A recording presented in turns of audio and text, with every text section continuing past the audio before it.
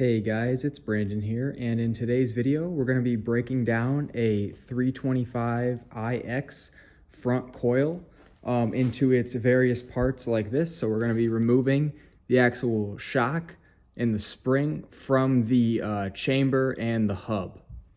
So if you guys haven't seen the video on how to get this out of the 325iX, go watch my recent video on how to do that. And the first thing we're going to do to start disassembling this is on the top hat here. There's a little plastic plug. We can just flick that off with a screwdriver and that will expose an 18mm bolt. As you can see, the plug just popped right off, and in there is an 18mm bolt. What we're going to do is leave the spring with tension on the strut tower. Don't put any compressors on it yet, because we're going to want to loosen that bolt up. Of course, mine is in terrible shape. It's got all those broken springs here. It's probably broken down here as well. So I don't have too much tension on it, but I'm still gonna leave it for now, just so we can throw an impact on there and break that bolt free while there's still tension on it. So here you are here. I'm just gonna break the bolt free. And now you can see it's free and it's spinning the internal shock there. So we loosened it up a little bit. Unfortunately, we didn't get it all the way. So I'm going to try to just keep shocking it. And it's not really moving any farther. So that's as far as we can get for now. So from this point, there's two options. If you're not going to reuse your shocks, you can actually just take a big vice grip or clamp or something, clamp it onto here, and continue to zip this off. Of course, after you put spring compressors on, or the top hat will just shoot out at you.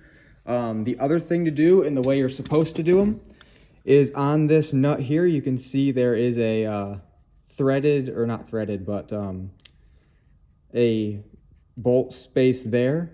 They have this special attachment where you can put a nut socket on there and then still remove this to keep the middle rod from spinning. And there's a little workaround around that. I'll show you right now. So the way I'm going to continue removing this bolt while holding on to this is I have the large impact socket that I have, and it's got a large open hole in the bottom.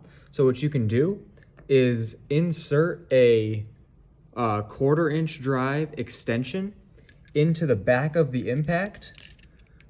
Here's the front where the bolt's going to be, and then a small 8mm, because that's what this is here, 8mm. Put this on the front of the extension.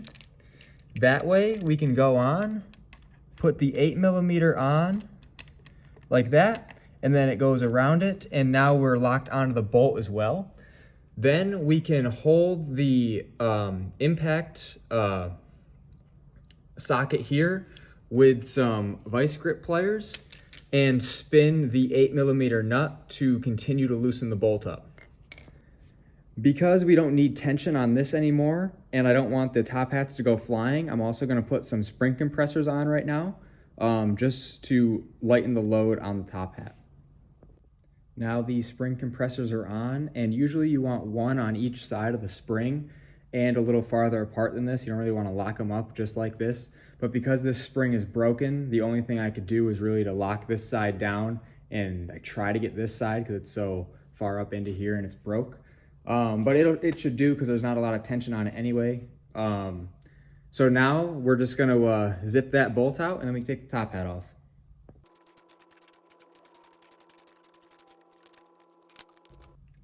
All right, so now the bolt is at the very top. It's very loose. It's at the very top, so I couldn't get it anymore.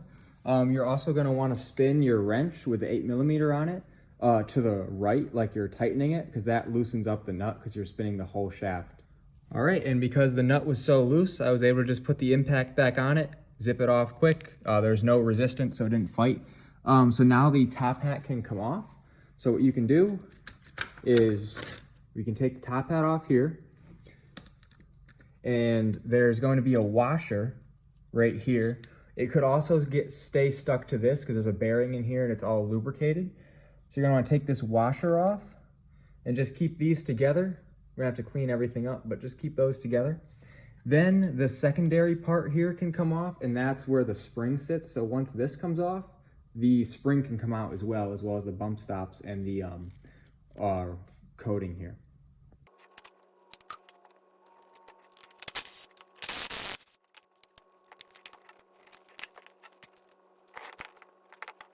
So the next thing here, after removing the springs, and mine was broken in 2 spots, so I got 3 springs now. Remove the bump stop and the dust shield here. The next thing you're gonna wanna do is see if you can get out the rubber here, because we're gonna wanna keep this depending on what kit you have. Usually it's not in the worst condition. I mean, there's a little crack there, but it's just for damping. So try to remove that nicely. You're also gonna wanna probably take the whole coil now and bang it on the ground a little bit to get all the dust out that sits in these, like in the bottom here. The next thing you're gonna do is see if this plastic piece will move. Now I got lucky on this one, it is just sitting here. On the other side that I did before this, it was stuck to the bottom, and you have to go in here with a screwdriver and pry out all of the dust and debris that holds this little plastic piece in. Now this won't come off yet until we remove this collar here. So this one also is in much better condition than the other side of the car that I just did. So what you're gonna wanna do though, no matter what, is spray PB Blaster right around in here, and in here, because this is threaded on, you're gonna wanna spray it all the way around in here as well, around the whole thing, and then let that sit for a little while, if not overnight. So while I wait for the PB Blaster to set up, I secured the wheel in the vise here.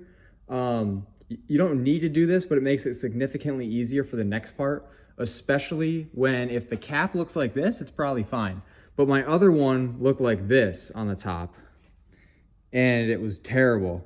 And I have a new one here. This is what they're supposed to look like, with these divots, so you can actually get a tool in there and remove it. This one is also missing some of the divots. So what you're really gonna have to do, and I'll show you in the next part, is get a big wrench, a pipe wrench, and we're gonna put it over the whole thing on this clasp here and turn it off. And it might go with just how big your wrench is, but I actually had to take this trailer hitch for a bike rack thing and slide it over one of the arms, and then use all the leverage from this. It's probably about 2.5 feet long to get this one to come loose. Now, nice thing is the threads that are actually down in here are probably good, like you can see here, but those top couple really need some help going. And this is standard thread, it's not reverse or anything.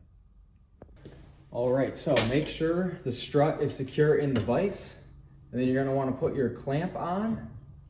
And remember, these are regular. I'll try it without the tool. And it's not moving. You're gonna tighten this down a little more. Definitely don't want this to move. I'm gonna put this back on, and I'll see if I can get it with the extension. If not, this is gonna become a time lapse of me trying to get this off.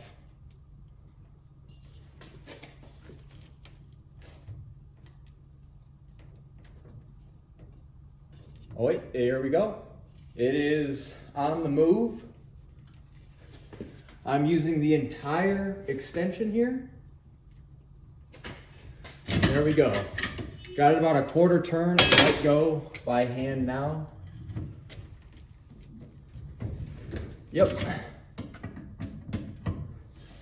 There we go. And then once it gets loose, after those first couple threads that are all corroded, you can take it right off. It'll just thread all the way out. There's no gaskets or anything to worry about. It just comes right off like that. And then the actual strut will just pull right out, and it's probably covered in oil and grease. Also, if you guys want to know if your struts are good or bad, if you press them in and they don't come back up, like they should come up slowly.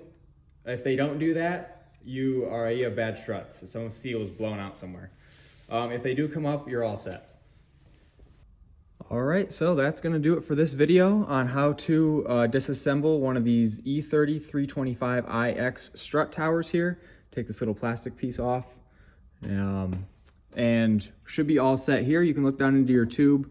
Shouldn't really be any cracks or anything. And the threads, make sure they all look good. And other than that, everything's all set. You can put new shocks in there. And I will have a video coming soon with reassembling everything to go back into the car. So watch out for that, and thank you for watching. If you have any questions, leave them in the comments below.